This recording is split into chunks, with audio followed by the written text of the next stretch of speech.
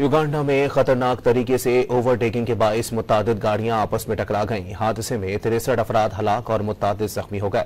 गैर मुल्की खबर एजेंसी के मुताबिक हाईवे पर दो मुख्तलिफ सिमतों से आने वाली बसों ने ओवरटेक की कोशिश की, जिसके नतीजे में हादसा पेश आया। युगांडा में खतरनाक तरीके से ओवरटेकिंग के बाइस मुतादिद गाड़ियां आपस में टकरा गईं। हादसे में 63 अफराद हलाक और मुतादिद जख्मी हो गए।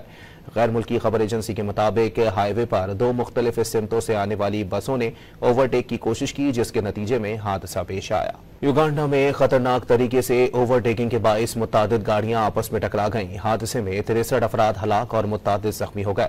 गैर मुल्की खबर एजेंसी के मुताबिक हाईवे पर दो मुख्तलिफ सिमतों से आने वाली बसों ने ओवरटेक की कोशिश की, जिसके नतीजे में हादसा पेश आया। युगांडा में खतरनाक तरीके से ओवरटेकिंग के बाइस मुतादिद गाड़ियां आपस में टकरा गईं। हादसे में 63 अफराद हलाक और मुतादिद जख्मी हो गए। गैर मुल्की खबर एजेंसी के मुताबिक हाईवे पर दो मुख्तलिफ सिमतों से आने वाली बसों ने ओवरटेक की कोशिश की, जिसके नतीजे में हादसा पेश आया।